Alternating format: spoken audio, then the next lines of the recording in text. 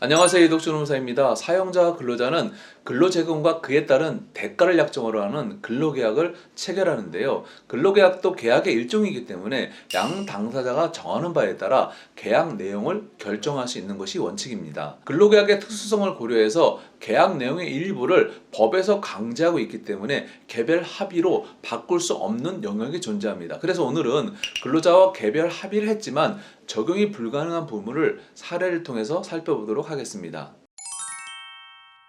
우리 회사 직원들은 많이 일하고 급여도 많이 받고 싶다면서 평일 연장 근무도 하고 주말 출근도 합니다. 인력을 구하기 어려운 상황에 직원들이 주말 근무를 시켜주지 않으면 이직하겠다고 으름장 놓는 바람에 자발적으로 주 52시간 이상 근무하였고, 이와 관련해서 이의 제기를 하지 않겠다고 합의서를 작성하고 일주일에 약 60시간씩 근무한 사례입니다. 근로기준법에서는 당사자 간의 합의만 되면 일주 12시간 한도로 근로시간을 연장할 수 있다라고 규정하고 있는데요.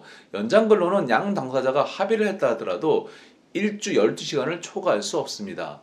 근로자와 이의를 제기하지 않겠다는 합의서를 작성했다 하더라도 실근로시간이 일주일에 52시간을 초과했다면 사용자는 2년 이하의 징역 또는 2천만 원 이하의 벌금형에 처할 수 있습니다. 10년간 재직 중인 근로자에게 퇴직금 중 일부를 미리 지급하려고 합니다. 퇴직급여법에 따른 중간정산 사유에 해당하지는 않지만 직원의 요청에 따라 퇴직금을 지급하게 되었고, 퇴직금 일부를 지급받은 것을 확인하고 추후 해당 금액만큼의 퇴직금은 별도로 청구하지 않겠다고 합의했습니다. 해당 내용을 포함한 합의서도 작성했다는 사례입니다. 퇴직금은 회사와 근로자가 합의한다면 언제든지 중간정산이 가능하다고 생각하시는 경우가 많은데요. 무주택자의 주택구입이나 근로자의 파산 선고 등 법에서 정한 일정한 사유에 해당하는 경우에만 퇴직금 중간정산이 유효한 것으로 인정하고 있으며, 이에 해당하지 않음에도 퇴직금을 중간정산한 경우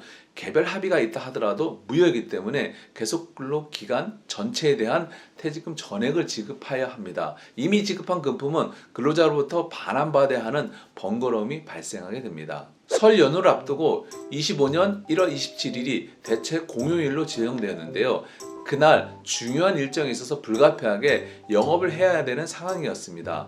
근로자들과 협의해서 1월 27일에 근무하는 대신에 2월 중 하루를 쉬는 걸로 결정했다는 사례입니다. 공휴일 대체란 특정 공휴일에 근무하는 대신에 다른 소정근로일을 휴일로 부여하는 제도인데요. 공휴일과 근무일을 맞바꿔 근무하는 것으로 이때는 공휴일에 출근해도 휴일 근로수당은 발생하지 않습니다. 다만 공휴일 대체는 근로자 대표와 서면으로 합의한 경우만 유효하고 각각의 근로자와 개별적으로 합의한 경우는 인정되지 않습니다. 만약 근로자와의 개별 합의한 후 공휴일에 근무하도록 지시했다면 휴일 근로수당을 지급해야 되는 점은 유의하셔야 합니다. 우리 카페는 5인 미만 소규모 사업장이고 아르바이트생들이 많습니다. 회사 입장에서는 보험료가 부담되기도 하고 직원들도 4대 보험에 가입하면 공제되는 금액이 크다 보니 서로 4대 보험은 가입하지 않기로 합의한 사례입니다.